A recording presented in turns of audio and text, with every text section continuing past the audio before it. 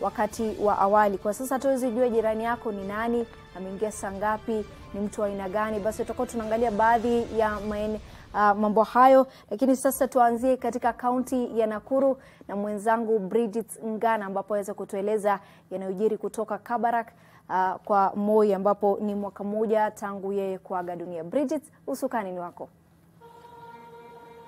Asante sana Kaltun. Na Rais Uhuru Kenyatta ndiye anaongoza shughuli hii ya leo. Ameweza kufika hapa na kujumuika na familia yake marehemu Rais Daniel Moi. Takumbukwa kwamba watoto wake wa 7 ama watoto wake ambao wako hai kwa sasa wameweza kufika hapa, akiwemo seneta wa Baringo Gideon Moi, na pia mbunge wa eneo hili la Rongai ama kaunti ndogo hii ya Rongai Raymond Moi akiwa hapa, na pia Philip Moi na baadhi pia ya familia yake ya ndani na pia nje. Takumbukwa pia watoto wake wa kisiasa kama vile Rais Uhuru Kenyatta ndiye ako hapa, pia Musalia Mudavadi amefika hapa, na pia kinara wa chama cha Wiper Kalonzo Musyoka pia wako hapa. Shughuli ambayo imeweza kufanyika kufikia sasa ni ile kuweka maua kwenye kaburi lake pale, na pia maombi ambayo imeweza kufanyika. Lakini kwa sasa pia shughuli ambayo inataka kuanza ni rais kuhutubia wale wageni ambao wametoka mbali, hata pale Sacha ambako marehemu Rais Moi aliweza kuzaliwa na kulelewa kabla yeye kufika kuwa hata mwalimu, na pia kujitwika katika ulingo wa siasa na hatimaye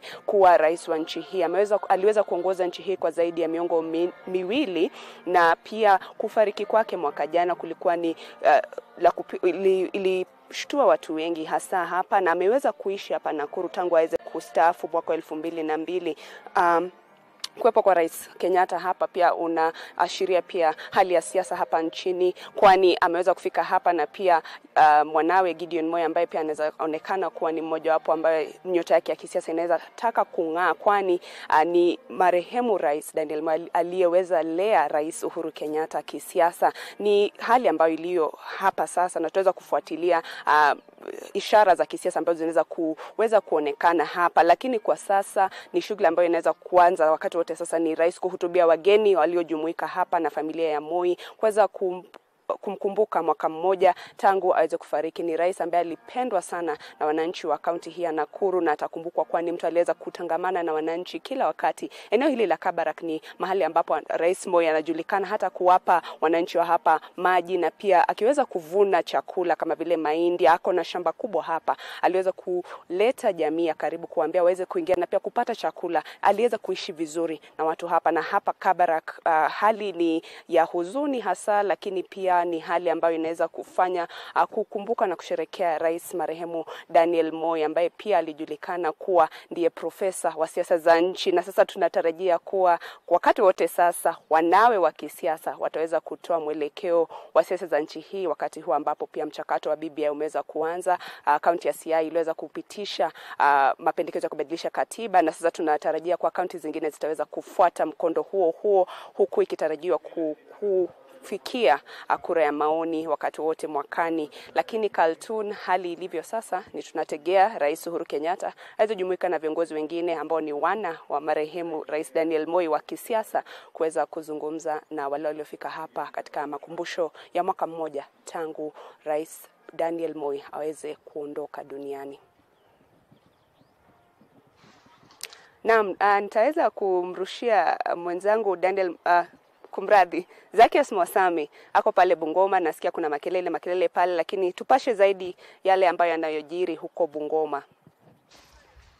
Shukran Bridget, tuko hapa Bungoma tunavyozungumza sasa katika shughuli ya bomoa iliyoanza hapo jana usiku, ambapo majumba ambayo yanasemekana kuwa katika shamba la shirika la reli ambayo yameweza kubomolewa. Tunazungumzia zaidi ya majumba 100 yameweza kwenda chini usiku wa kuamkia leo. Kulingana na taarifa ambazo tumezipokea ni kwamba shirika la reli linadai kwamba lilitoa notisi takriban mwaka 2018, lakini wenyeji wanasema la hasha, hawajawahi pata notisi yoyote, na kwamba wanastakabadhi za kuweza kuruhusu kufanyia biashara katika eneo hili. Kwa hiyo tunazungumzia kuna baadhi ya majumba ambayo yanagharimu, wenyeji wenyewe wanasema kwamba yanagharimu zaidi ya shilingi milioni 300. Kuna duka ambalo lilikuwa na linasetiri duka la jumla la maduka ya Hetias yameweza vile vile kuwekwa rangi nyekundu, ishara kwamba yataweza kwenda chini wakati wowote. Lakini kwa ufupi tu ni kwamba tutaweza kuzungumza na mmoja ambaye ameathirika hapa, mfanyabiashara ambaye amekuwa hapa kwa muda mrefu, aweze kutueleza kwa ufupi tu, je, ni nini hasa kinaendelea hapa na hatua yao ambao kutoka hapa itakuwa ni ipi? Bwana Lucas ambaye amekuwa mmoja wa miliki hapa, kwa ufupi tu tueleze labda nini kimetokea hapo Lucas. Angalia. Asante. Kwa majina ni Lucas Wambati, nimekuwa mwenye Railways Park Bungoma. Nimekuwa hapa kama landlord na pia mwenye biashara. Nimekuwa na restaurant Railways Park ambayo imekuwa very popular. Watu wengi walikuwa naipenda sana. Watu wengi kutoka county, kutoka police wanakuja hapa kula chakula chao. Ilikuwa nimeemploy about 25 people. Mimi mwenyewe nilikuwa nimeemploy about 30 people. Maduka ilikuwa about 45 na hii maduka ilikuwa na kwa wafanyakazi almost 200. Kwa hivyo total employment tumepoteza hapa ni kama almost 300 people.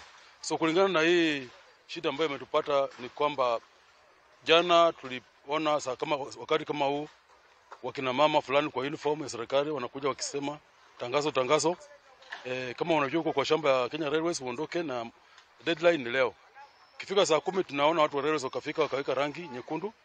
Baada ya kuweka wakatuambia tutoe vitu zetu, tukaanza kutoa kwa harakati. Lakini kufika hapo saa 2 nikaona wameingilia jirani yangu, wameanza kubomoa. Within 30 minutes walikuwa wamefika kwa maduka yangu. Within 1 hour washamaliza, wameenda kwa the next one. So ilikuwa saa 3 saa 4 hapo walikuwa wameshamaliza na wakaenda huko mbele. So kwa upande wangu nasema kwamba tumepoteza na hatukupewa muda, hatukupewa notice, na kama tukipewa notice tungetoka, na nimekuwa disappointed sana. Labda ili shughuli imefanyika kwingine, mbona nyinyi hamkutumia hiyo taarifa ambayo imekuwa ikifanyika kwingine, labda kujitayarisha na kuweza kupata ukweli zaidi kuhusiana na swala hili? Hiyo ni ukweli, kulikuwa na ubomoaji Eldoret, Kitale. Kwa hivyo vile tendeka Kitale tukajaribu kupata habari sahihi kutokea. Kitale ilikuwa Jumamosi, lakini Jumapili tukaanza kutafuta habari. Jumatatu tukaenda kuongea na county commissioner na akatuambia ni ukweli watakuja kubomoa. So kwa hivyo kutokea Jumatatu tulianza kuambia tenants watoke kwa maduka, kwa sababu tulikuwa na tenants na ilikuwa lazima waondoke ndio tuanze kubomoa. So Jumatatu na Jumanne walitoka na tukaanza kubomoa maduka kama hawajatoka. So jana ndio tulikuwa tunajaribu kubomoa, lakini kwa sababu maduka yalikuwa mingi hatungeweza kubomoa yote, tutoe milango yote na mabati na kila kitu na chuma. That's why tulipatikana vile. Lakini kusema ukweli jana ndio tuliambiwa officially. Lakini tukizungumzia kiasi cha gharama, labda ni pesa ngapi umeweza kupoteza katika ubomaji huu? Kwangu mimi estimated cost ya hizi buildings na kila kitu kwa nimeweka hapa tangu mwanzo mpaka sasa ni about 25 million. Asante sana. Huyo ni Lucas ambaye ni mmoja wa wamiliki ambao wamepoteza hapa mali yao kutokana na ule ubomoaji ambao unaendelea. Inasemekana kama utaendelea usiku wa leo vile vile utaweza kuendelea. Kwa hiyo tutakuwa tunafanya hili kuweza kuongea na vile vile wasimamizi walioshughulika na shughuli hii nzima ili kuweza kukupa taarifa kamilifu katika taarifa zetu za hapo baadaye. Lakini kwa sasa Kaltum, nataka kuelekea vile vile baada ya kazi nielekee kwangu niweze kujua jirani yangu ni upi, sababu nimepewa changamoto kwa sababu tunatoka na kuingia tu katumine bila kufahamiana. Kwa hiyo kutoka hapa Bungoma sasa na kurejesha usukani kwako studio Kaltum. Asante sana. Bila shaka huyo ni Zakius Mwasami kutoka kaunti ya Bungoma ambaye afuatilia kwa karibu swala zima la bomoa katika kaunti hiyo, ambapo wafanyabiashara wengi wanakadiria hasara baada ya ujenzi wao kubomolewa usiku wa mkia leo. Pia mweza kumsikia Mwasame akitoka hapo anaenda moja kwa moja hadi nyumbani, anafululiza aweze kujua jirani yake ni nani na umuhimu wa jirani ni nini, ina changamoto za hapa na pale, jirani ina uzuri na ubaya wake. Basi tutakuwa tunajua tu baadhi ya kauli tu. Katika kaunti ya Mombasa tutakuwa katika studio zetu za Mombasa tutakuwa na Abdallah Abdurrahman ambaye ni afisa wa nyumba 10. Pia tutakuwa na Sheikh Juma Ngao, na hapa Nairobi katika studio zetu hapa naye Rama Mwangombe ambaye ni mwanachama wa zamani wa nyumba 10. Mtazamaji, katika swali letu la siku hii leo tunauliza, je, nini kimesababisha kufeli mpango wa usalama wa nyumba 10? Alama reli NTV sasa @J Kaltun. Je, ni nini kimesababisha kufeli mpango usalama wa nyumba 10? @NTV sasa alama reli @J Kaltun @NTV Kenya. Tutakuwa tunasikia tu baadhi ya kauli.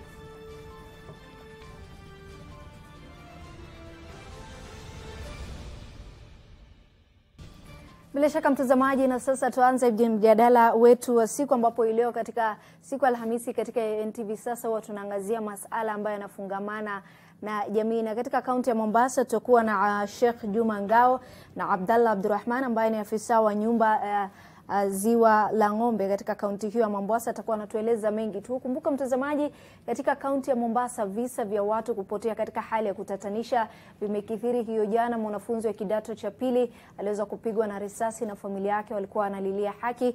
Basi tutakuwa tunasikia nyumba 10 wanaingilia wapi katika visa hivyo. Kumbuka Haki ya Afrika muhuri wako katika kaunti hiyo kuhakikisha kwamba familia hizi zimepata haki. Lakini nyumba 10 serikali ilileta, sijui bado kama inafanya kazi. Karibu sana Mwang'ombe katika studio zetu za NTV sasa.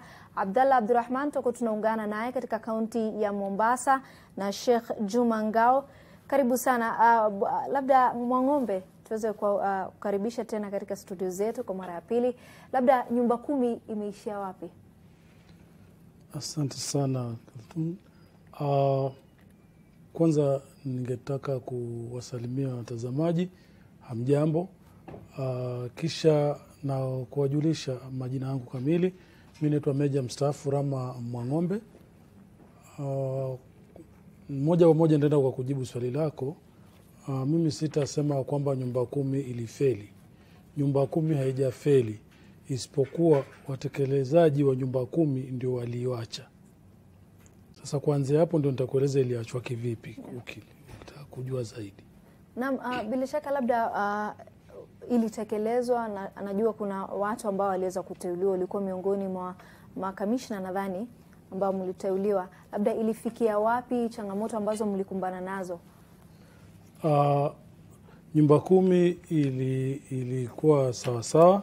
Tukawa na kamati ya kitaifa ambayo ilikuwa inaongozwa na Bwana Kaguthi na mimi nikiwa mwanakamati, na tuliweza kufanya kazi nyingi na nzuri sana, kwa sababu tuliweka ile tunaita clusters za Kenya nzima.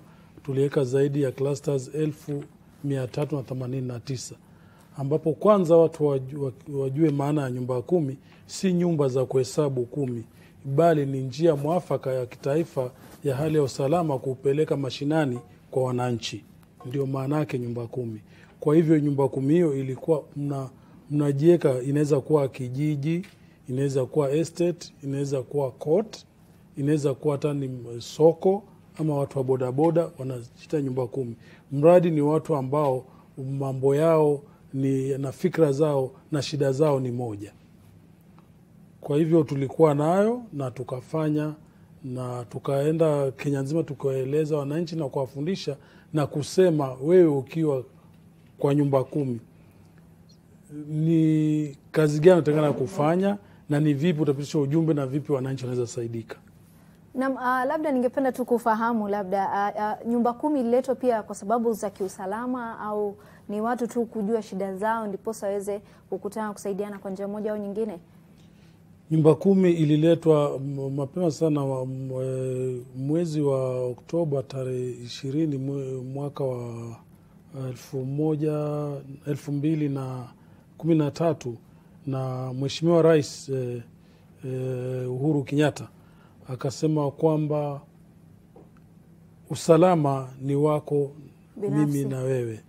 Na kusema kweli tulifuatilia hivyo kwa sababu hali ya usalama ilikuwa mbaya sana, na nashukuru Mwenyezi Mungu kwamba tulipokuwa hapo tulieleza wananchi, na hata mambo ya ugaidi yalipungua sana sana sana, mpaka wakati ilianza kufifia ndio sasa mambo tena yameanza kuchipuka na wananchi kuumia. Na labda Bwana Mwang'ombe, unaweza kutueleza labda ujirani mwema ni gani katika jamii? Ujirani mwema na nitaeleza tu kwa kifupi, kwa sababu watu mara nyingi wanafikiria ni kama ile kutafutana maneno ama fitna, kuona mwenzako anafanya jambo unasikia vibaya. Lakini ujirani mwema ambapo tunaweka kwa nyumba 10 ni kwamba nyinyi kwanza wenyewe mnajuana. Mkishajuana mnachagua mtu wenu, kama atakuwa mwenyekiti wa hapo mahali, kama ni bodaboda, kama ni kijiji ama ni court, mtachagua chairman, na kisha mtachagua mwandishi secretary. Hakuna mweka hazina, manake hakuna mambo ya malipo wala hakuna pesa.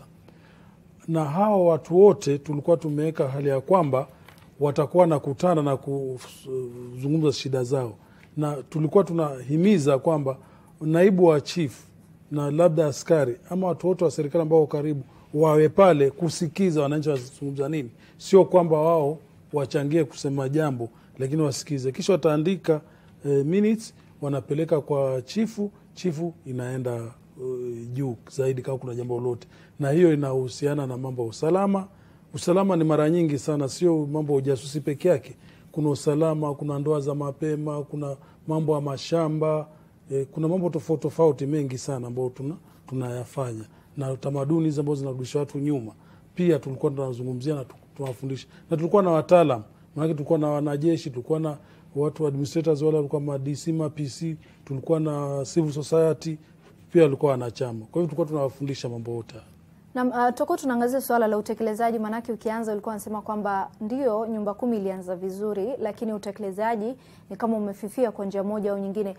Bwana Rama, labda uweze kutueleza, kuna lile swala ambalo liliweza kugonga vichwa vya habari kama majuma mawili yaliyopita katika eneo bunge la Kiambaa katika kaunti ya Kiambu, ambapo kuna ule kijana mwenye umri wa miaka 26 aliweza kumaliza familia yake, mfanyikazi, baba, mama, ndugu zake wawili.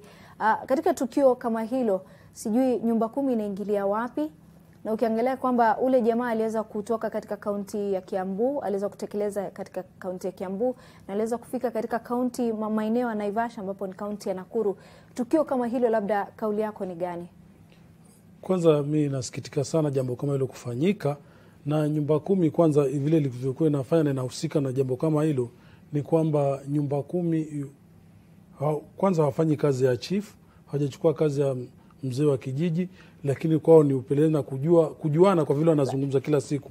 Kwa hivyo jambo kama lile, kama ingelikuwa nyumba 10 inafanya kazi vizuri, lisingefanyika.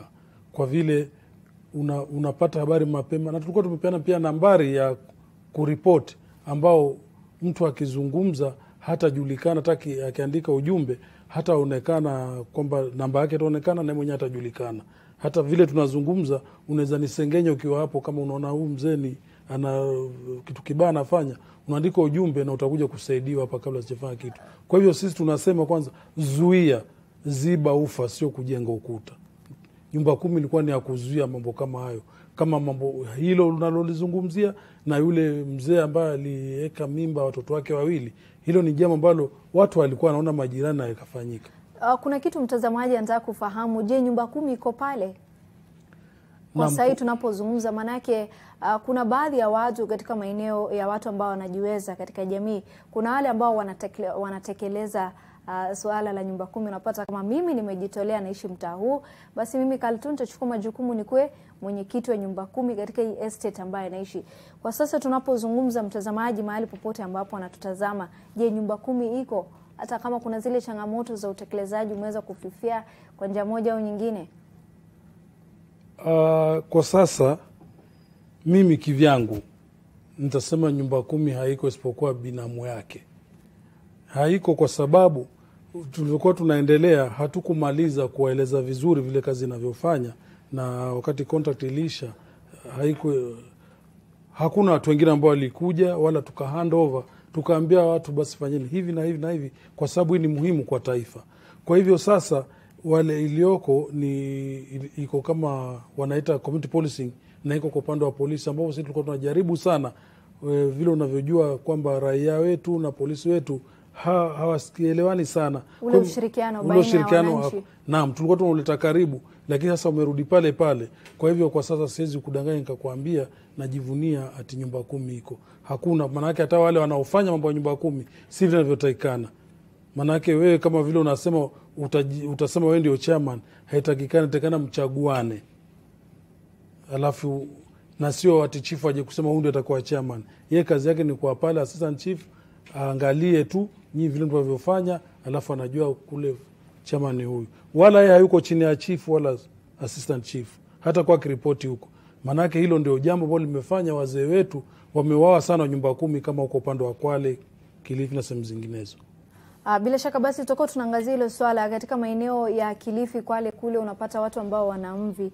Kuna ile dhana imewekwa dhidi ya wazee kama hao wanauawa sana. utakuwa unatueleza swala hilo, iwapo nyumba 10 imeweza kusaidia, japo kuna hizo changamoto. Tutakuwa unatuambia pia wewe, labda kama mwanachama wa zamani wa nyumba 10, labda kufikia sasa maeneo ambayo unaishi wewe, kama iwapo wewe ni mwenyekiti au eneo ambalo unatoka kule, iwapo nyumba 10 inatekelezwa kwa njia moja au nyingine. Zimekatika 22 baada ya saa 6 kamili saa za Afrika Mashariki. Mtazamaji, kumbuka katika NTV Sasa kila siku ya Alhamis tunaangazia masuala ambayo yanafungamana na jamii. Tutakuwa tunaangalia tu katika maeneo ya Nakuru ambapo Bridget Ngana yuko katika maeneo ya Kabarak. Ni mwaka mmoja baada ya Rais mstaafu Daniel Moi kufariki, ameaga dunia. Rais Uhuru Kenyatta anaongoza misa hiyo muhimu katika eneo hilo la kaunti ya Nakuru. Pia naibu wa Rais William Ruto yuko katika maeneo eneo bunge la Msambweni katika kaunti ya Kwale, ambapo ni ziara ya siku 3 ya Ruto katika maeneo hiyo ya pwani ya Kenya. Ni baadhi tu ya taarifa kuu ambayo tunafuatilia kwa karibu. Tutapata pia katika taarifa zetu za saa 7 aliyekuwa gavana kaunti hii ya Nairobi Mike Mbuvi Sonko, mtazamaji, atakuwa anafikishwa wakati wowote katika mahakama ya Kiambu kujua iwapo ataachiliwa kwa dhamana au la. Tunakuwa na mapumziko, tutakaporejea usiondoke.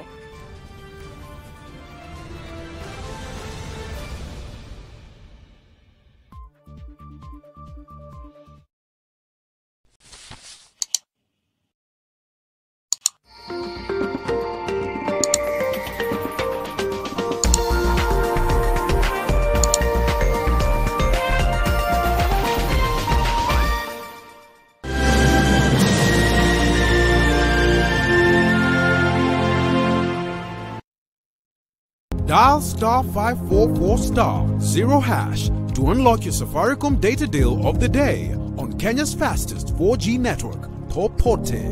Let's go beyond. Twende tukiuke.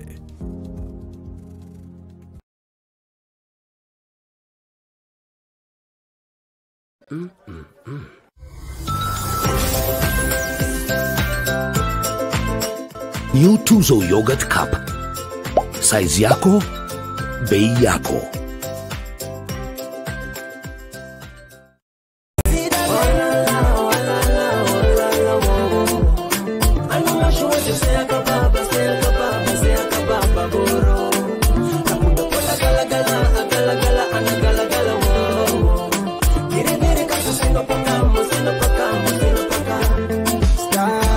To get Ohala by Awiko and Mr. Seed, dial *812*802#. Skiza na Nation. Unatazama NTV Sasa, ikiletwa kwako na Wizara ya Afya.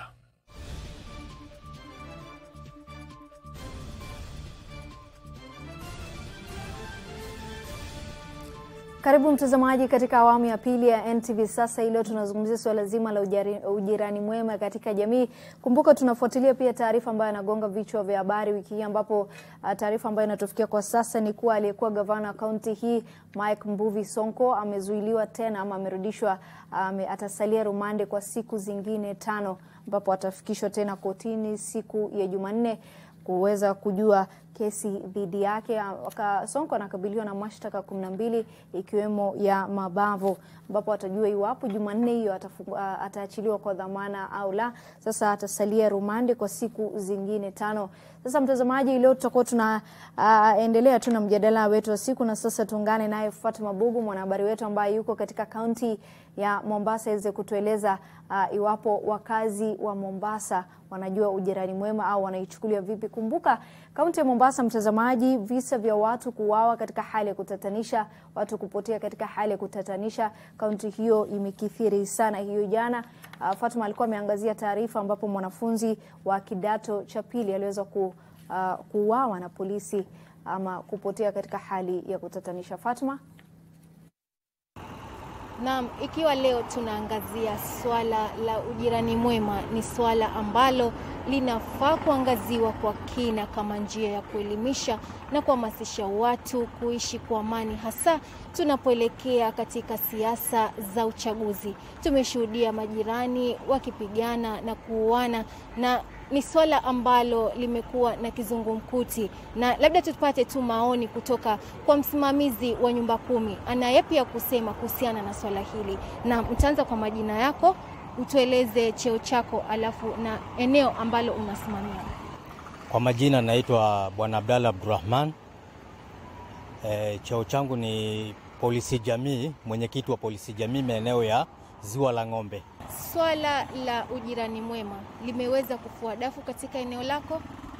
Naam, ujirani mwema twaushughulikia sana na imeweza kuboreshwa sana katika maeneo ya kwangu, maana mimi kama mwenyekiti wa polisi jamii maeneo ya Ziwa la Ng'ombe tunahakikisha ya kuwa ujirani unaboreshwa, na tatizo lolote ambalo limetokea miongoni mwa jamii, miongoni mwa majirani, tunajaribu kuleta kitu inaitwa alternative dispute resolution, njia mbadala ambayo inaweza kubalika kisheria na ikaleta maridhiano na watu kusameheana na kuendelea kuishi pamoja kama majirani. Hiyo ni jambo twalifanya kila kukicha, kila siku, manake ndani ya jamii hakukosi watu kulumbana, watu kukosana.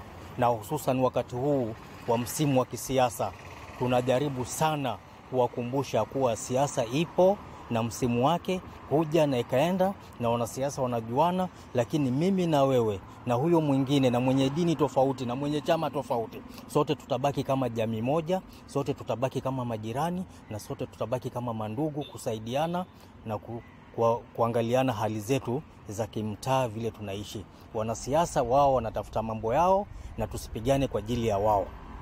Labda tueleze tu changamoto ambazo umekuwa ukipitia kuhakikisha kwamba unadumisha ujirani mwema katika eneo lako. Changamoto ziko, maana kuna wengine kitu kidogo anataka akipeleke mbele, akipeleke police station, akipeleke kotini, na ukiangalia jambo kama lile linaweza suluhishwa pale mashinani. Uweza kuta pale mashinani, mweza kaa kama wazee, mweza kaa kama jamii, mkalitafutia suluhisho la kudumu na amani ikapatikana pale ndani ya mtaa.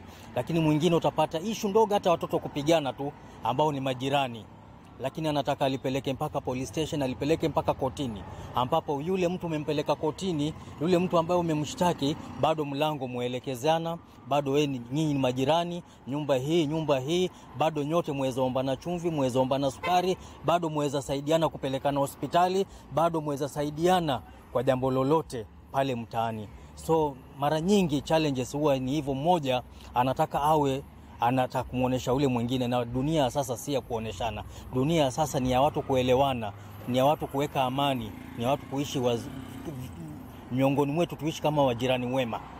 Labda utueleze tu kwa kifupi. Naam. Ni visa kama vipi ambavyo umevishuhudia wewe mwenyewe kama msimamizi wa nyumba 10 vya majirani kukosana ama kupigana ama kuoana? Je, kumekuwa na visa kama hivyo katika eneo lako? Vimekuweko visa ambayo unaweza kuta visa hata haifai watu wapigane. Inaweza kuwa tu sangine watoto walichokozana, mmoja akaumiza mwingine. Unaona? Inaweza kuwa mmoja aliumiza mwingine na ikawa ni kitu liweza suluhishwa miongoni mwetu. Lakini utakuta mmoja badala ya afuate sheria, kama hutaki kuelewana, fuata sheria, nenda ukaripoti. Yeye anaona mtoto wake ameumizwa, naye anachukua hatua kuumiza. Huyu naye anachukua rungu. Unakuta sasa vita vimekuwa vya kijamii na watu wanaumizana pale. Na ukija kuikalisha kesi ile, utakuta ilikuwa ni tatizo dogo kabisa, lakini halikukaliwa, hakukuweko na umakinifu, hakukuweko na utaratibu. Naona sasa tatizo kama lile, na challenges kama zile huwa ziko nyingi sana. Mke na mume kukosana, majirani kukosana, hata sangine kwa ajili ya kamba za kuanika nguo hizi. Naona. Asante sana. Na tupate pia maoni kutoka kwa kiongozi wa dini, atueleze labda ni yepi ambayo yanafaa kufanywa kuhakikisha kwamba jamii zitaishi kwa amani bila kuzingatia kabila, dini wala rangi. Naam, tanza kwa majina yako, tueleze cheo chako. Naam, mimi naitwa Zubair Nur Hussein. Mimi ni mshauri wa mambo mengi ya vijana na vile vile ni mshirikishi mkubwa katika baraza la wazee la kaunti ya Mombasa. Kwanza ni lazima tukubali kama binadamu na kama majirani kwamba zile haki za ujirani ambao ni za kimsingi, kwa sababu jirani ni mtu ambaye kwamba unaishi naye na ana haki zake juu yako wewe, na vile vile na haki juu yako wewe vile vile. Sababu haiwezekani kwamba jirani analala njaa na wewe umeshiba, itakuwa umekiuka ile maadili ya ujirani na haki. Akiwa mgonjwa anahitaji kumsaidia. Watoto wana matatizo ya school fees, wana matatizo ya kazi, majirani wanashirikiana pamoja kuhakikisha kwamba ile haki yao wamepawa. Kama hasa vijana lazima wazingatie nidhamu, warudi kwa Mwenyezi Mungu, kwa sababu mambo ya siasa ni mambo ya kwenda na kurudi. Na ikiwa watatumiwa na viongozi wa kisiasa kuleta rabsha katika taifa, basi tunaweza kukangamia, kwa sababu asilimia kubwa ya umma ni vijana. Na ikiwa vijana hawatadhibitiwa, aidha kutafutiwa makazi za ajira au kupa some training, ambao serikali imejitahidi sana kufanya hivyo, lakini bado asilimia kubwa ya vijana bado wanahangaika mababarani, hawajui wanafanya nini. Kwa hivyo nitoa mwito kwa vijana wa Kenya nzima na ulimwengu mzima vile vile. Tunapitia wakati mgumu. Toka janga la corona kuna watu wengi wamefutwa kazi. Mashirika mengi yamekwenda muflis. Na kwamba lazima hatua za dharura zichukuliwe kudhibiti hali kama hii. Na pia niwaonye wanasiasa wao wache kuchochea na wache kutumia mbinu za kuleta mgawanyiko katika jamii. Hii haisaidii. Kama tulivyoelezewa, mpenzi mtazamaji, sio jukumu tu la viongozi bali la mtu binafsi kuhakikisha kwamba watu wanaweza kuishi kwa kutangamana, kwa upendo, kwa umoja, kama bendera yetu inavyoashiria, ili kuwe na usawa bila kuzingatia dini, bila kuzingatia rangi na bila kuzingatia kabila, hasa tunapoelekea siasa za uchaguzi, ambapo tumeona watu wengi wakitumika kueneza chuki, na ni jambo ambalo linafaa kuzingatiwa. Na swala la ujirani bora ni swala ambalo litaweza kuelimisha na kuhamasisha watu kuhusiana na swala la kuishi kwa usawa na kwa upendo. Kwako studio. Asante sana. Huyo ni Fatma Bugu ambaye aliweza kuzungumza na Abdalla na Sheikh Zubair kutoka jimbo la Mombasa. Ameweza kuangazia mengi. Uliweza kumsikia Abdalla aliweza kusema suala la mzee wa kijiji. Labda tu uweze kutueleza tofauti ya mzee wa kijiji na nyumba kumi, labda tofauti kati ya hizo mbili. Asante sana. Na nafikiri hapo ndio watu huwa na matatizo kidogo. Manake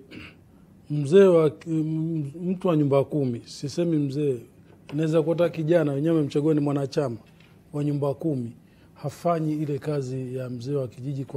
Kwa mfano watu wakizozana nini, mzee wa kijiji ateta wazee wake na wazee magogoni kufanya hiyo kazi. Lakini mara nyingi nyumba kumi ukianza kujiingiza hapo umeharibu, kwa sababu kutokana na uadui baina wewe na wale ambao wanafikiria kwamba huwapendi ama umewakosoa. Kwa hivyo hapo kuna tofauti kubwa sana. Watu wa nyumba kumi, watu wote walioko pale kijijini, wote ni wanachama wa nyumba kumi, isipokuwa kuna mmoja mfanya ni mwanachama wao na mwingine ni mwenyekiti na mwingine ni sekretari. Kwa hivyo hapo kuna tofauti kubwa sana, na ikifanyika kwamba kuna mtu wa nyumba kumi anafanya kazi ya mzee wa kijiji, kutakuwa na mvutano ambao hautakuwa na mzuri. Bila shaka. Na labda Ramaweza kutueleza labda mtaa ambako unaishi. Sijui labda utueleze iwapo nyumba kumi unatekelezwa licha ya changamoto. Iwapo labda wewe umejitolea ukawa mwanachama pale mtaa ambapo unatoka. Mtaa ambao unaishi tayari mimi ni mwanachama na tuko na ile kitu tunaita WhatsApp group. Tunafanya mambo ya usalama, mambo yote, kwa sababu usalama kama nilivyosema si mambo ujasusi tu. Inaweza kuwa hata ni waya stima imeanguka hapo, unatuma namba fulani, ndio ripoti kifika inasaidia mtu yote mwingine yule. Kama watoto kuna shimo linazaribia watoto. Lakini tunasisitiza kwanza hasa usalama, alafu na watu kupendana, amani. Manake kwa sasa hivi naona nchi imekuwa na ile amani, wanasema chanda na pete. Chanda na pete mara nyingi wanasema ati ndio urafiki wa dhati, lakini si urafiki wa dhati. Manake chanda na pete, ukiwa unavaa dhahabu alafu ianze ukuwasha, si utatoa pete? Kuna urafiki tena wewe chanda? Sasa mara nyingi wanasisitiza kwamba tuwe na urafiki wa jicho na mkono. Manake mkono ukiumia jicho toa machozi. Na jicho linapotoa machozi pia mkono hupangusa. Kwa hivyo huo ndio urafiki wa dhati. Watu washikane, wana urafiki wao na sio ule wa chana na peta ambao ni wanasiasa. Leo yuko huku, kesho yuko pale. Na labda unaweza kuangazia masuala ya kisiasa na vipi labda tutadumisha ujirani mzuri bila kujali tofauti zetu za kisiasa na kidini? Ukitaka kudumisha ujirani mwema ni kwamba tuangalie mambo yetu yale yanatuhusu na kitaifa kwa ujumla. Tusiangalie Mwang'ombe atoka Mombasa, sijui nani atoka Kitui. Hilo ni jambo ambalo litaturudisha nyuma. Tuangalie mambo yetu hapa kama sisi majirani, ni lipi linatukwaza ama ni lipi ambalo, kama hatuna maji, tuna ukosefu wa maji, umeme, barabara yetu, mambo kama hayo ndio yatusaidia. Lakini tusiangalie ukabila. Ukabila ndio umeleta tabu na siasa. Na labda wakati ambapo nyumba 10 labda ilikuwa inatata inafanya kazi vizuri, watu walikuwa wanajua kuna nyumba 10 initiative wakati ule, na sasa ukilinganisha visa vya uhalifu vimekithiri zaidi. Kusema kweli visa vimezidi kwa sababu wakati tu tulianza mambo kwenda polepole mwaka 2017 hapo katikati ilianza kuharibika mambo ya nyumba 10 kwa sababu sasa kulikuwa hakuna ule ushirikiano zaidi na wenye kuhusika, na tukaona kama Dusit wakati walipigwa hapa ni jambo lile tuhuzunisha. Tulikuwa bado tuko lakini hatuna uwezo, ambapo mtu anakaa na wewe, anaishi na wewe, anafanya vituko na wewe, lakini huwezi kuona ukasema ama unasema hiyo shauri yao, hiyo ambao si mzuri. Na sasa labda tumsikize mtazamaji mmoja wetu ambaye atupigie simu, Otieno kutoka kaunti ya Mombasa. Karibu Otieno. Yes. Hello. Hello Otieno, swali lako ni lipi? Sio swali, mimi nataka kuchangia. Naam. Mimi nasema upande wa nyumba 10. Naam. Ama katika kuhusu usalama na ujirani mwema. Mosho Kenya inaleta sana hii utangamano kutoka kwa mzee wa kijiji na wenye wanaishi hapo. Naam. Unapata kwamba labda huyo nyumba 10 anapenda pesa. Vema kusema naongwa. Naam. Ama kuna mtu anajulikana. Huyu kusema kama mimi kwetu tuna pesa. Tuna pesa. Lakini sasa mimi pia na hizo tabia mbaya, lakini mzee wa kijiji anajua kwamba nyumba 10 najua hawa wana pesa, hawaguzwi. Ushaelewa? Naam. Sasa unapata ile njia kwenda kumwendea vizuri juu tayari nyumba 10 wanajua wazazi wake, wanajua ana pesa, sasa hakuna kitu anaweza fanyiwa. Na sawa. Ile jambo nzuri mimi naona ni ile, hata kama kumtaka kumwendea ile amani tu, ile amani. Sawa, asante sana Otieno. Mweza kusikia kauli yake Otieno. Anasema kuna suala labda la ufisadi, mapendeleo yanaingilia katika situation kama ile, labda unafanya vipi? Mimi nafikiri nitarudia tena. Mimi nimesema wewe sasa ni binamu wa nyumba 10 kwa sababu yeye mzee wa nyumba 10 hafatwi kwa kusuluhisha mambo yote kama hayo, isipokuwa wao wanakuja kuelezea wananchi vile wataishi kwa usalama. Na kama jambo lote wanazungumza kwa pamoja, sio mtu mmoja. Nyumba 10 sio mtu mmoja, hiyo sasa ni mzee wa kijiji.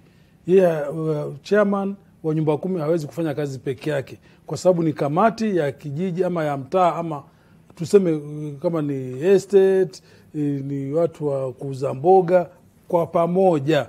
Si mtu mmoja atatapelekea ripoti alafu na hawezi kufanya jambo lolote, isipokuwa kama kuna kitu ambacho kinahusu usalama kinaripotiwa kwa njia ile ya kawaida. Na kulikuwa namba ya simu ile nimesema tulikuwa nayo, lakini sasa haifanyi kazi tena, lakini ilikuwa ikifanya kazi, na yeye hata singeenda kwa huyo mzee, anatuma hiyo ujumbe na unafanyika.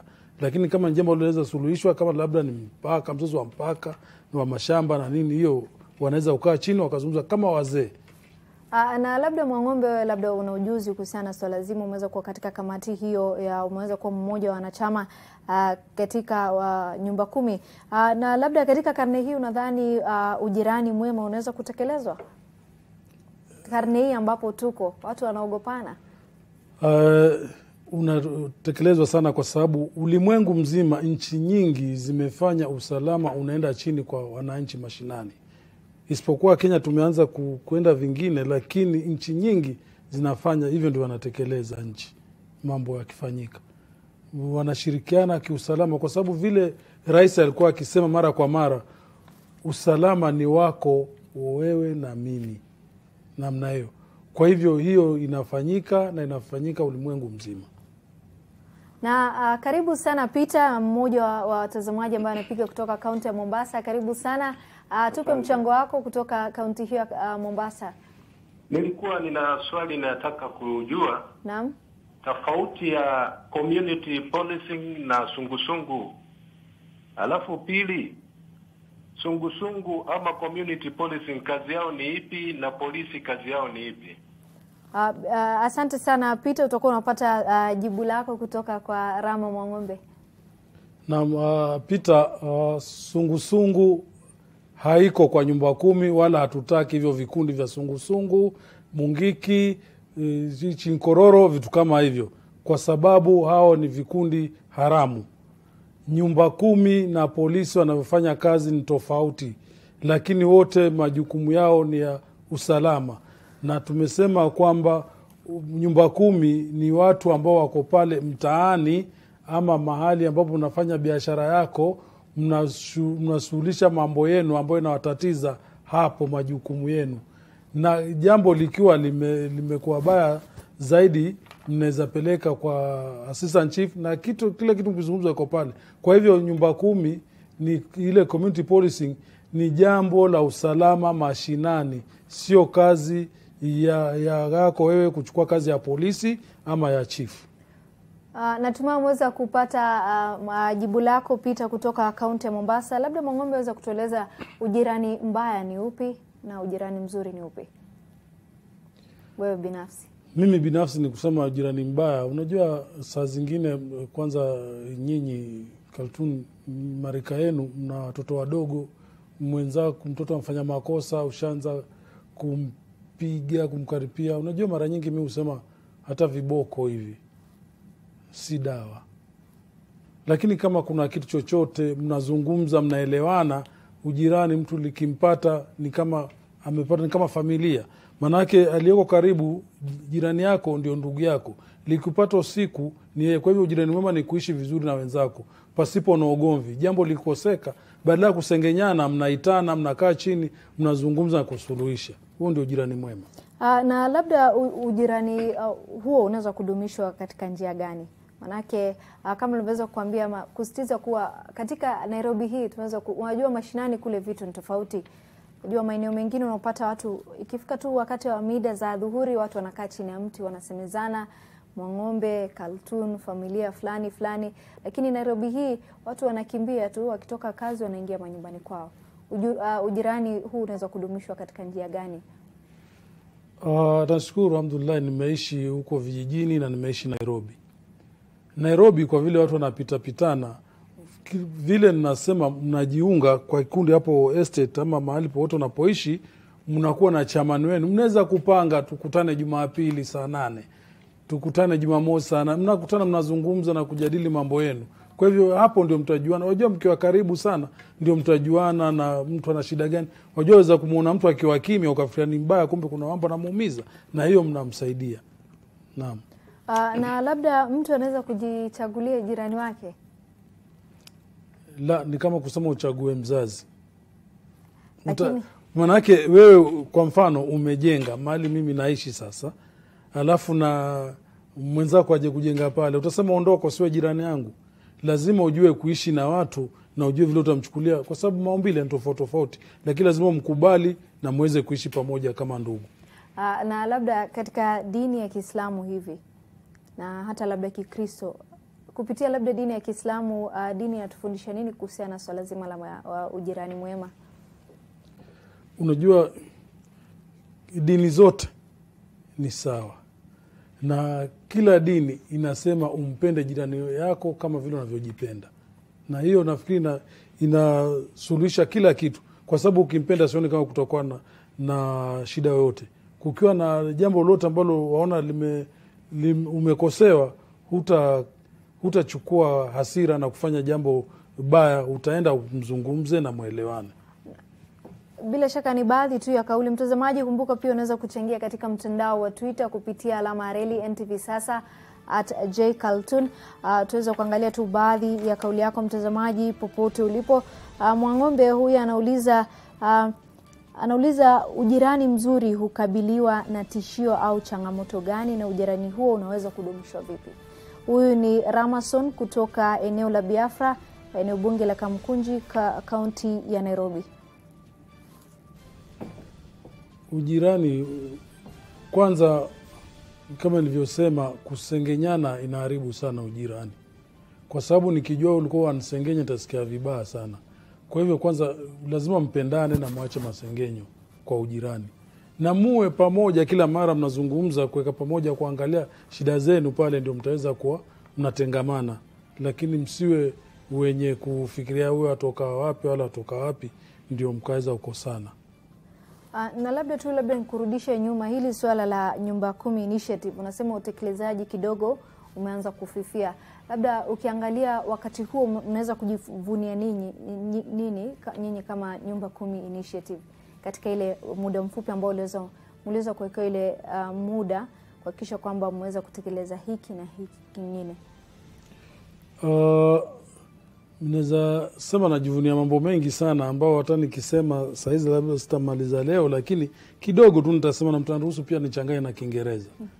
Kwa sababu kuna vile nilikwambia tuliweka kamati za vijiji na mitaa 1389. Hiyo tunajivunia kwa sababu tuliweza kuhamasisha watu wakajua nyumba 10 ni nini na usalama ni nini. Pia tuliweza tufikia wananchi kupitia wanahabari. Tumewafunza wanahabari, nao pia wakawa natumia TV, maredio na pia magazeti kueneza mambo ya nyumba 10. Tumeweza kuwafunza journalists kutoka kwa media houses nyingi, maredio mpaka hizi za kidini 47. Na pia tumeweza kufunza parastatals, my universities, vyuo vikuu, civil servants, security committees, private security companies, boda, jua kali, artisans na maendeleo ya wanawake 470, kutaja tu mpaka wale wazee. Na unaona katika hivyo vitu ambavyo vimeweza kuzungumzia, unaona shughuli hiyo nzima waliweza kutekeleza, na kuna baadhi ya watu ambao wanaendeleza vile vitu ambavyo mliweza kuanzisha.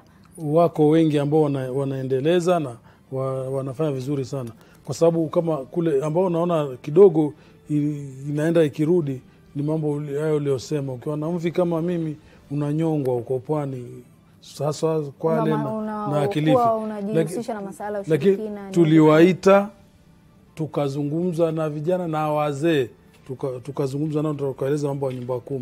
Mambo mengi sana tulizungumza. Kwa hivyo wengi wanafuata wengine hivyo. Unajua binadamu lazima kukumbushwa kila mara, na ndio nilikuwa nikifikiria kama hata kama tulikuwa tumeenda, wangeletwa watu wengine waendeleze mambo ya nyumba 10 kama nchi zingine, ndio ya mambo yawe mazuri, lakini sio kuwa sasa amefifia, mambo mengine yanarudi chini. Na sasa labda tu tumefikia tamati ya kipindi chetu cha NTV Sasa. Mtazamaji, labda kauli yako ya mwisho, Rama Mwang'ombe, meja mstaafu, uweze kutueleza tu labda kauli yako ya mwisho, hasa wakati ambapo tunaelekea uchaguzi mkuu wa mwaka 2022. Umeweza kuona tayari Wakenya wameanza kugawanyika, sehemu za chuki zinatoka kwa baadhi ya wanasiasa, hata kutoka baadhi ya wananchi. Labda kauli yako tu kwa wananchi na pia kwa mtazamaji na hata mwanasiasa ambaye labda huenda anatazama kipindi hiki. Mimi ningesema tu yote, kumbuka anaingilia masuala ya ujirani. Kumbuka yale ambayo yaliweza kutokea mwaka 2007 na mwaka 2008, siasa na chuki ziliweza kuingia miongoni mwa wananchi na watu wakaanza kumalizana. Mimi ningesema tu kwa sasa wananchi wajue nchi hii tunaita mama. Ukiambua Kenya unasema ni motherland. Kwa hivyo nikiona jambo kwanza likifanyika kama kule northwestern corner, Turukana wapi, watu wanaoana, nasikia vibaya. Kungekuwa na watu sasa ambao wangeenda kule nyumba 10 kusuluhisha, kwa sababu bunduki sio suluhu. Tumefanya mabunduki wakati wote na tumeshindwa. Kwa hivyo watu wangeenda wakazungumza kama nyumba 10 wasaidike, watu wa North Eastern hivi vile vile na Mombasa. Hiyo ni moja. Pili, wewe ukiwa kama Mkenya, mtu akija kama mwanasiasa, kwa sababu mwanasiasa anakuja kama unaona mwanasiasa kugombanisha ama kufanya mpigana na mwenzako, kujua anabomoa Kenya.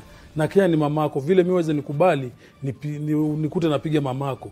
Mwambie Kenya ni yetu na usicheze na mama yangu. Asante sana. Ni kauli yake Meja Jenerali mstaafu Rama Mwang'ombe ambaye alikuwa ni mwanachama wa zamani wa nyumba 10. Tuweza kusikia kauli kutoka Abdallah Abdurrahman, afisa wa nyumba 10 eneo la Ziwa la Ng'ombe katika kaunti ya Mombasa, kupitia mwanahabari wetu Fatma Bugu na Sheikh Zubair. Kauli tu tofauti kuhusiana na swala zima la ujirani mwema katika jamii ya sasa na karne ambayo eleza kupita. Mimi ni Kaltun. Asante kwa wale wote wamfanikishe kipindi hiki cha NTV Sasa, ambapo kila siku ya Alhamis tunaangazia masala ambayo yanafungamana na jamii. Lakini sasa nampisha mwenzangu Mark Masai kwa taarifa. Sasa imeletwa kwako na Wizara ya Afya. Usisahau adui malaria. Zero malaria huanza na mimi. Chukua jukumu leo. Komesha malaria. Ujumbe huu umeletwa kwenu na Wizara ya Afya.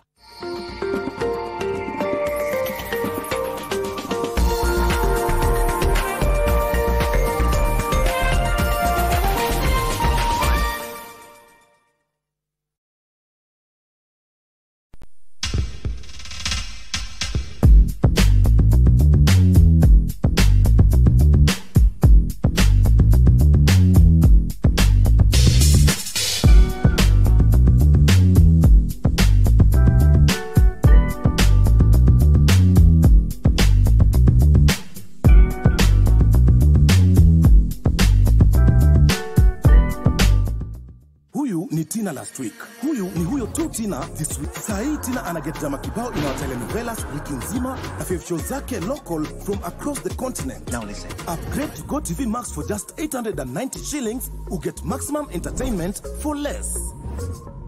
GoTV. Love it. Thank you so much. Thank you. Thank you. Thank you, Antenna. Thank you for making us. Thank you for making us your favorite drive show crew. Nation and friend, we love you. Oh, thank you people. That's the bad guys I'm stitching. I got you good. Ni wanyama mechizi yani. Tunajibamba na show yenyu. Uendelee hivyo. I came to rap it up, do my thing. Thank you for listening to 96.3 Nation FM. Of course, Antona Obina. And Obina. Call him taking control. Mad love, mad respect. I run the city. What's that?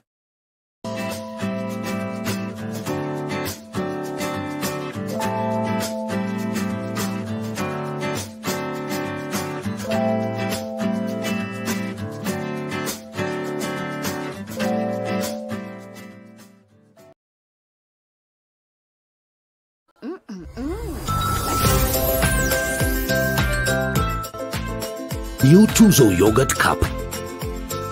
Size yako, bei yako. New Year comes with New Year deals. Renew your corporate subscription and get a bonus. Subscribe to Nation e-paper for 3 months and get 1 week absolutely free. 6 months and get 2 weeks absolutely free. 1 year and get 3 weeks absolutely free. To sign up, visit epaper.nationmedia.com or email subscription@ke.nationmedia.com. Offer valid till 28th February 2021. Cabling tips. Use cables from a reputable manufacturer made from 99.99% pure copper and the best insulation. Use a certified installer. Scratch to verify and authenticate your cables. We manufacture an extensive range of power cables for applications in domestic and industrial wiring. Our work speaks for itself. Get in touch. Let's talk cables. Kumbuka Wire C Wire. East African Cables. Connecting lives.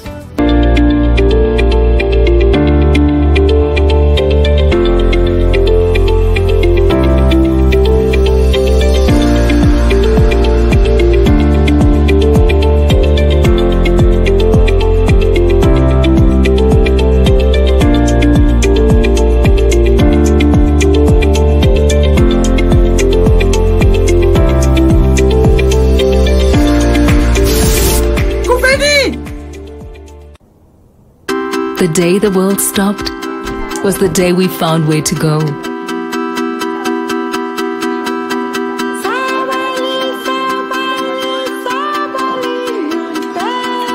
From now on, we are not going to leave anything on our plates, because we've learned to savor the moments that were always there, and they never tasted this good.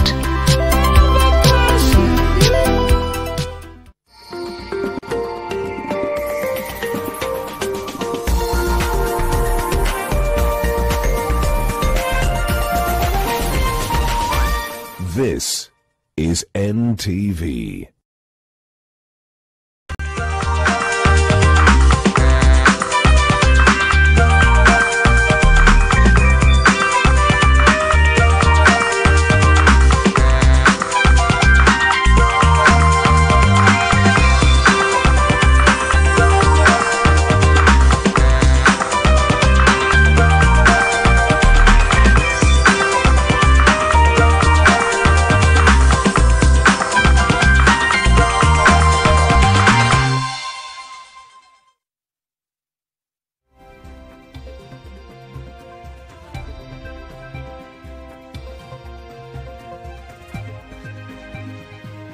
Good afternoon. Welcome to our 1 o'clock news update. I'm Mark Masai, live from the Nation Center, and we'll also be live from 3 other locations this afternoon.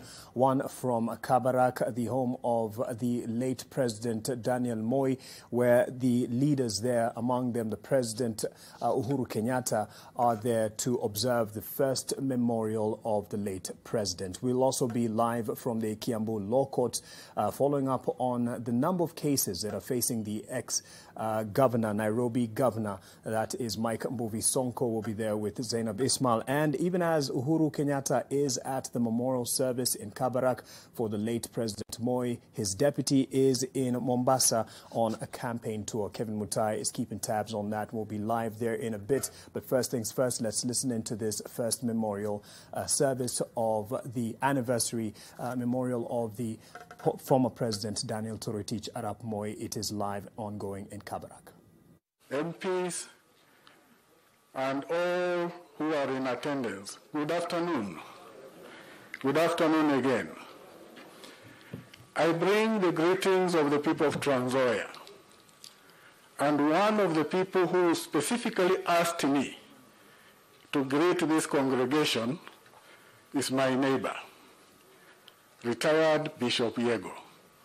He sent his greetings to the family and to the congregation. As I stand here, I may not relate directly like those who are associated with Mzee, because I lived in West Africa for many years. But one thing I remember is that he loved the African print shirts.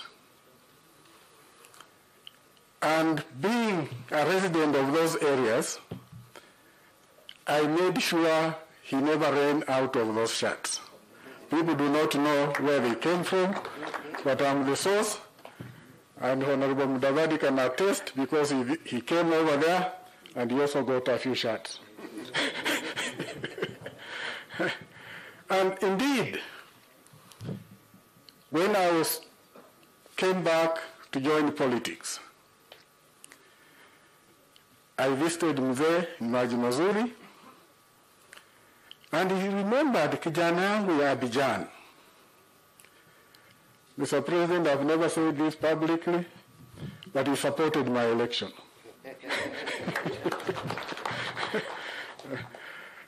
I was a novice. I had resigned my job in Uganda 3 months to an election, so I didn't have the money, no network, but he supported me. And I'm forever grateful for that. There are many virtues that we cherish from President Moi. And one of them is that he was a God-fearing man who believed in prayers, both for this nation, for the family.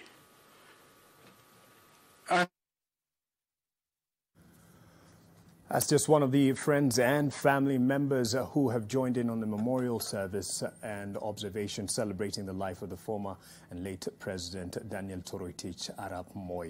On to something that is alive in the courts at the moment, the plethora of cases facing the former Nairobi Governor Mike Mbuvi Sonko. Now, earlier this morning, the court ruled in Nairobi that he will be in custody and he might be spending 5 more nights in police custody until he knows whether he will be released on bail. That's on a separate case that is he is faced with. On to other charges that he is currently faced with, and that is bordering on terrorism charges. And Zainab Ismail is at the Kiambu Law Courts, and it seems he is not getting an easy ride out of this one, Zainab, going by the developments earlier today. But what do we expect in the afternoon? Well, Mark, I don't know if you can hear me clearly. We're actually not at the Kiambu Law Courts. We are outside the Kahawa Law Courts, which is inside the Committee Maximum Prison. It's a newly constructed law courts that was launched last year by the former Chief Justice David Maraga, and it is a court that is set to hear several cases related to international crimes, including terror-related cases and drug trafficking cases. But anyway, the former Nairobi governor is expected to appear today at around 4 p.m. That's what we understand. And this will include new charges that he's now expected to face, which include the terror-related charges, like you said, in an affidavit that was presented before court yesterday from the Anti-Terrorism Police Unit at the DCI. Has linked the former Nairobi governor to the terror charges, saying that there is an investigation, an active investigation that is pending. They're actually seeking 30 more days to conclude that investigation, saying there are, accusations and allegations of the former Nairobi governor procuring arms and recruiting a militia that would essentially cause disturbance and chaos within the country. And so this is just the latest of the cases that is facing the former Nairobi governor, including the assault and robbery with violence cases that he was facing yesterday. And actually on Tuesday, yesterday he was facing the corruption charges against him, the bribery allegations that he is facing before anti-corruption magistrate Douglas Ogoti. Today he's appearing before the magistrate Diana Mochache here at the Kahawa Law Courts. Remember, yesterday the former governor became very emotional, in fact shedding tears, saying that he was fearful for his life at the Gigiri police station. That's why he's been spending his nights for the past couple of days, saying that the solitary confinement within which he is being kept is not as safe for him. His lawyers have tried to argue that case, but of course today it's quite a different thing for him, because these are new charges that we'll probably be getting to hear a little bit more on, as his lawyers will be coming in here to to probably give their side of the evidence that they have. We're not so exactly sure if it's going to be a ruling or it's going to be a mention or it's going to be a hearing at this point, but it is going to happen here at 4 p.m. And his lead counsel, John Khamino, has indeed confirmed that they will be coming in here any moment from now. So we'll be outside here waiting to exactly see what happens from there. 4 p.m. We've been here since midday, but we expect to get more details as the day goes by, Mark. Zainab Ismail at Kahawa Law Courts, thank you for that update. I stand corrected, that's the location. And let's now head on to Kwale, where the Deputy President William Ruto is, and he is back in the coastal region to popularize his 2022 bid for the presidency. The Deputy President is to inspect government projects before addressing locals in a move seen as an attempt to win the coast ahead of 2022. Coast region correspondent Kevin Mutaina joins us live. Kevin, why the keen interest in that region? And let us into the itinerary for the rest of the day. Well, indeed, Mark, the Deputy President William Ruto is expected at a place called Mwangulu in Lungalunga constituency here in Kwale County, and he will be accompanied by various leaders, most of them being members of parliament, not only from the coast region, but of course also those allied to him.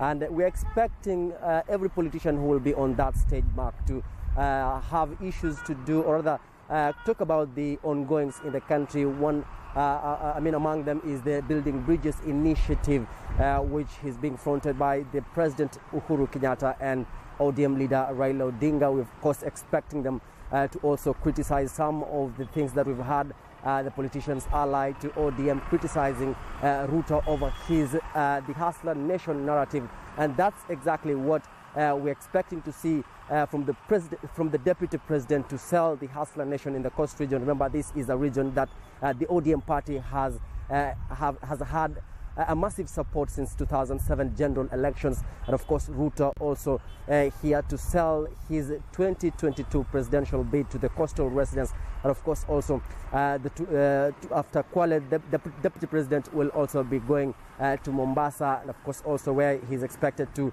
commission some of the projects being funded by the CDF. We've had his close ally saying that the DP's presence here in the Coast region is somehow expected to dislodge the Orange Democratic Party, the Orange Democratic Movement Party, but of course also that has not been received well by politicians who are allied to ODM. We understand that there are meetings that are currently going on between the leadership of the region from the ODM party led by Governor Amason Kingi and his Mombasa counterpart Hassan Joho.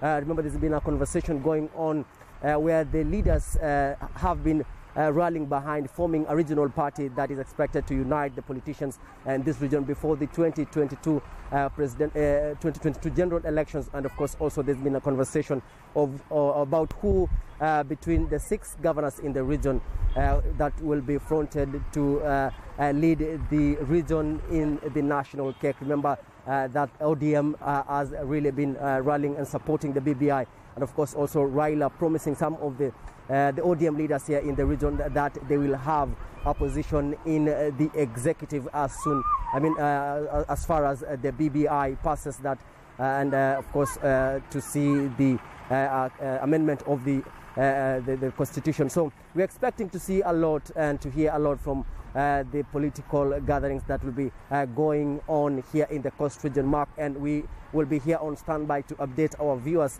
on what will transpire today. They were told the DP will take jabs against his opponents. Definitely stay tuned to NTV, and we'll be highlighting all that in our subsequent bulletins at both 7 and 9 p.m. Back to you, Mark Masai. All right, Kevin Mutai, thank you for that. Live from Kwale, where the Deputy President is set to start his tour of the coastal region for the next several hours. The government says it will arrest and prosecute any students guilty of plotting and executing arson in schools. The Education Chief Administrative Secretary, Zach Kenodia, says that the government will no longer condone such unruly behavior in schools. The CAS says the government is losing property worth millions of shillings as a result of the growing incidences across the country. We shall treat you as a criminal, and we shall take you through the procedure a criminal is undertaken by putting you in cell, taking you to court, and jailing you through the courts because of your behavior. Because you cannot bring down millions of worth investment that is invaluable and let you scot-free. No, we can't do that. And this government is both your government and the government of the parents. You are impoverishing by burning down the property. And we shall take very stern action against you. I am calling you to forthwith cease your behavior. And if you are in boarding school, I am talking to your father and your mother and your guardian to speak to you in their own means to stop this carnage, to stop this arson and this herewith destruction of property.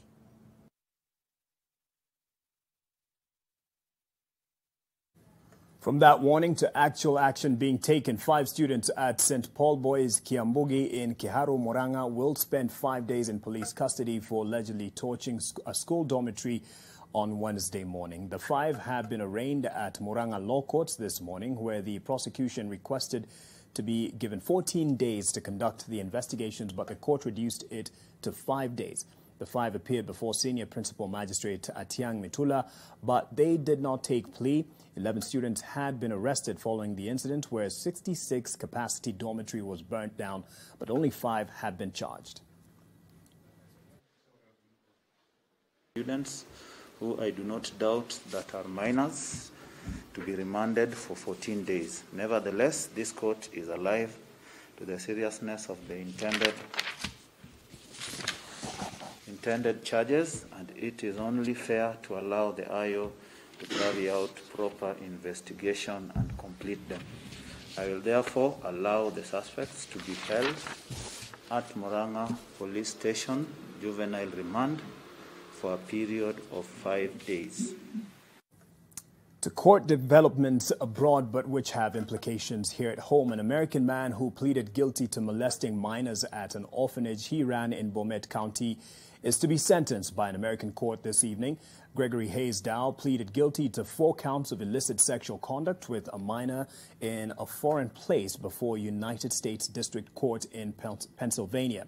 His sentencing was set for September last year, but it was pushed forward a couple of times due to the coronavirus restrictions in the United States. Gregory was arrested in 2019 after an NTV investigative story praying missionaries lifted the veil on various offenses committed against 83 orphans and vulnerable children at the Dow Family Children's Home in Boito, Bomet County between 2008 and 2017. 3 minors died mysteriously at the home. The 61-year-old reached a plea deal with the court last year and is likely to get at least 16 years in jail.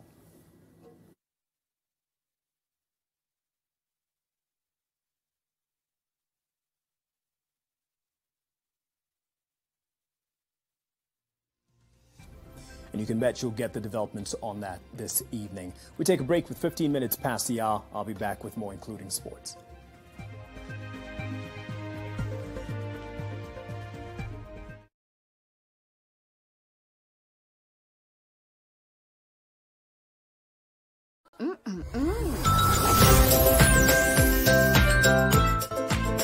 New Tuzo Yogurt Cup. Size yako, bei yako.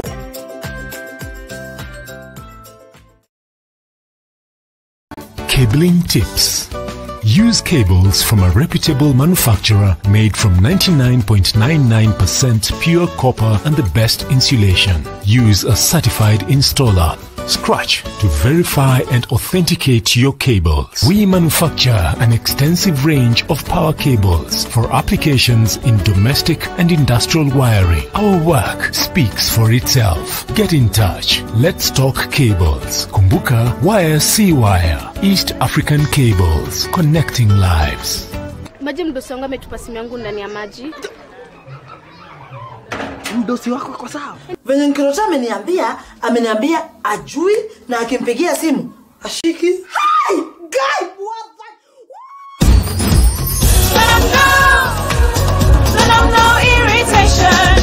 For the women who deserve more, Moped is now in Kenya and more than 40 countries. With its nylon-free surface, new Moped has unique softness and up to 100% protection. Your skin will love it.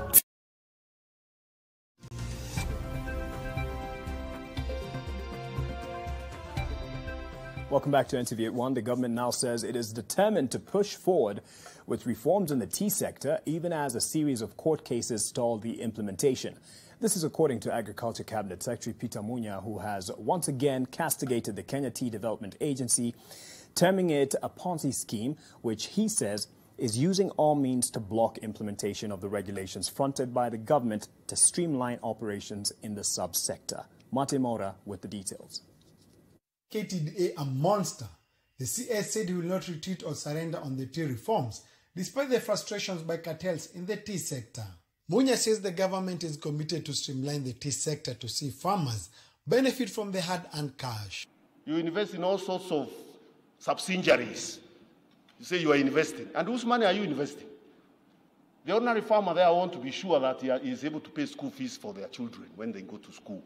We want to be sure he is able to take care of his basics. Now, when you make decisions to invest their money in all sorts of things, and then those subsidiaries don't make any money, and then you start saying it's earnings that are going down, and it is you who has been engaging in Ponzi schemes. It's what KTD has been doing. Ponzi schemes in the name of the smallholder tea farmer.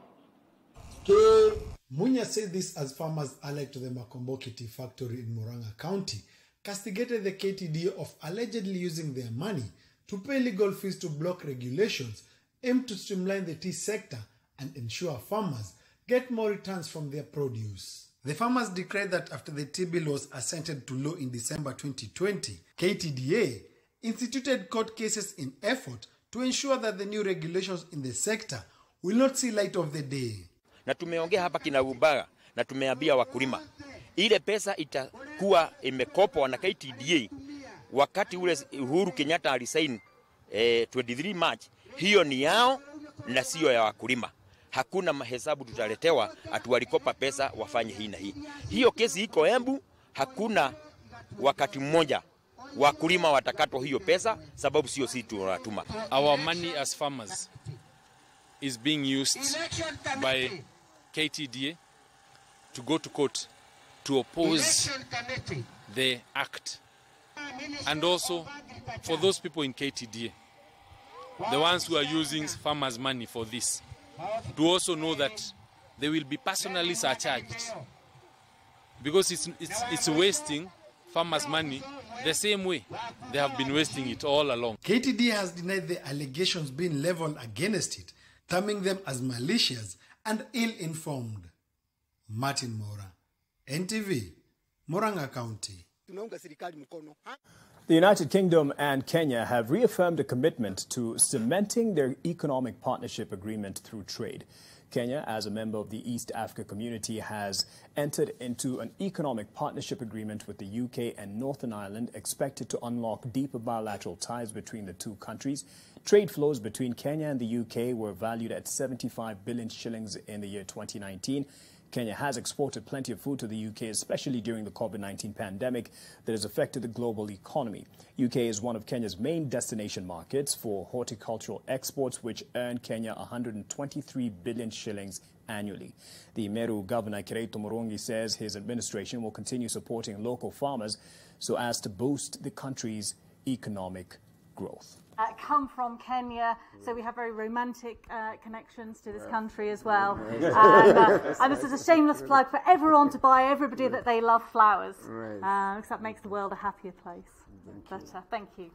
We see this as a green industry, and we like to encourage more investors to come, like Ibis and done, to create more opportunities for our people, especially the women and the youth in this part of the world, because we have seen huge transformation happening from this just, one farm.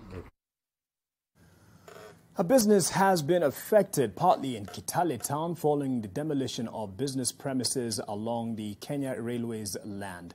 The operation along the railway land in Nakuru, Eldoret, Kitale and Bungoma was carried out over the weekend to pave way for the renovation of the old meter gauge railway.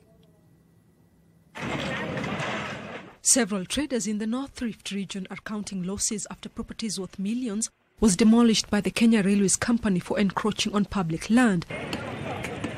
The busy line Moja Street in Kitale has turned into a desolate place following demolitions that has left hundreds jobless.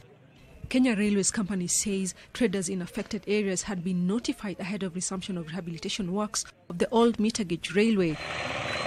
Some of the traders said that they had leased a parcel of land for 25 years and asked the government to compensate them for the losses. The new buyers, whose houses were demolished the other day, who were not actually the original people, but those original people decided to dispose of all these facilities to the new people when the new people did not actually have advanced knowledge at the time. They were being sold land that did not belong to them. A so-called notice. Now this was given to the landlords, ilipewa kwa landlords. Tenants wengine hawakuwa na habari, because kama mtu alikuwa anapata shilingi 200 kwa siku and there is nothing. Na iko na familia yake, iko na watoto, iko na wengine, hata wengine hawana pahali, that's where they're supposed to pay rent elsewhere. Wataenda wapi? Ilani ilitolewa That notice ilikuwa nakwambia ufanye nini? Ujipange. Enda soma contract inasema namna gani wakati reli inahitaji mchanga yake itafanya nini? Kuna kitu kwa hiyo contract, watu wasome hiyo contract. Rift Valley Regional Coordinator George Natembe, who led the operation in Kitale, says that revival of the railway will boost trade in the North Rift and Western regions and as well as East African community. Transfer hii kumekuwa na watu wako na mtindo ya kunyakua mali ya umma. Na ndiposa tunaanza leo kuhakikisha kwamba ile mali ya serikali inarudi kwa serikali, na ikirudi kwa serikali sio serikali inafaidika. Nani anafaidika? The government plans to rehabilitate the Nakuru, Webuye, Malaba railways line to revamp the transport sector and attract more businesses. Nurses in Kiambu County have called off their strike upon reaching a deal with the county government following a series of talks. The Kenya Union of Nurses Kiambu chapter says the parties have resolved all outstanding issues. The return to work formula agreement will see nurses shielded on the front line by provision of sufficient personal protective equipment, PPE kits, as well as comprehensive cover. This comes following the ongoing push and pull between county government and healthcare workers over the distribution of the PPE kits. Risk allowances, with health workers wanting the government to scrap out all those on contract to be employed on permanent basis. We want to avert further loss of life, and our hospitals have not been running well. We have pleaded with the nurses for quite some time. One of the major issues was non-payment of salaries due to delay of exchequers, which we were able to avert, and we have paid them on time. And so we engaged, and we are happy they have agreed to return to work so that operations can go back to normal. An intergovernmental alternative dispute resolution team has been dispatched to Taita Taveta to mediate in a conflict between the county government and the Kenya Wildlife Services over revenue collection from the Tsavo National Park. With up to 60% of the county hosting the two parks, Tsavo West and Tsavo East, the administration is accusing KWS of lack of equity in sharing the tourism proceeds. During a visit to the county, Alfred Khangati, the IGRTC chairman on ADR, says there has been great progress in ending the perennial conflict and finding an amicable solution. Khangati says apart from revenue allocation, human-wildlife conflict is still rampant within the county, and the team seeks to address that too. We have agreed to form technical committees. They provide 4 people. Ministry of Tourism to provide 4 people, and we as IGRTC to provide a committee that will chair the meetings until we reach a resolution. We believe that is the right direction for us to have this dispute solved. And some continental news now. An archaeologist conducting excavations at a temple in Western Alexandria, Egypt, have unearthed a 2,000-year-old mummy with a gold tongue. The tombs contained several mummies that are said to have been poorly preserved but bore gold-leafed amulets in the shape of a tongue. 2 of the mummies were of particular interest to the researchers. One had bandages and parts of cardboard layers of glued and painted linen fabric that enveloped the mummy, decorated with gilding with the effigy of Osiris. The statues depicting people buried at the site were well preserved. Archaeologists could still distinguish their hairstyles and facial features. Those scholars don't know exactly when these individuals died, but they suspect they lived either during the early days of the Roman rule, which began with Cleopatra's death in 30 BC.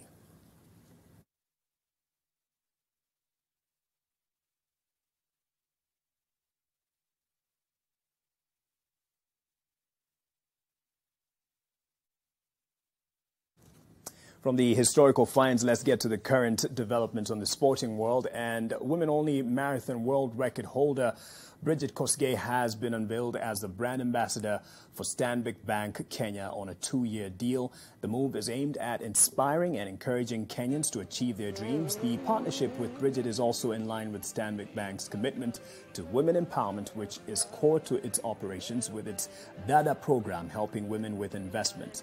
Kosgei most recently defended her London Marathon title in 2020, adding to her list of achievements that also include back-to-back wins in Chicago.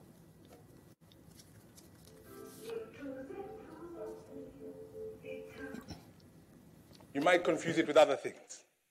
Enyewe ilikuwa ngumu last year sababu ya COVID-19, lakini siku lose off, nilicontinue tu mazoezi kama vile nimewaeleza, na continue pole, lakini si ya kupush sana.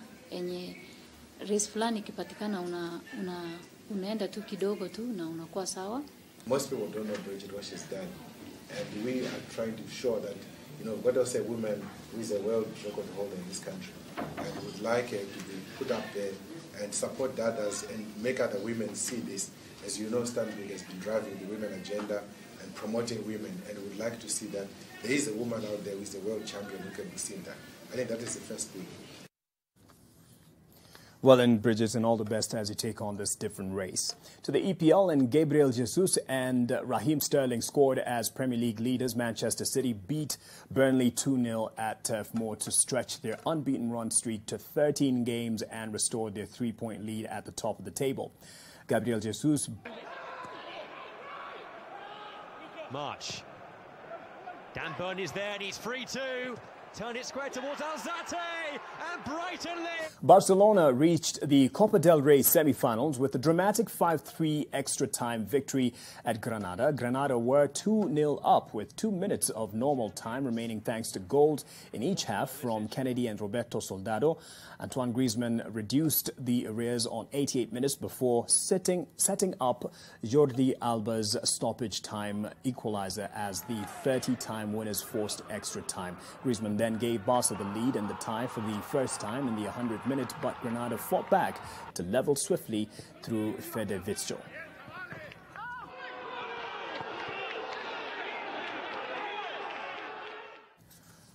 Bayern Munich jet off to Qatar this week, targeting another title at the FIFA Club World Cup, taking their place in the six-team tournament as winners of last year's UEFA Champions League.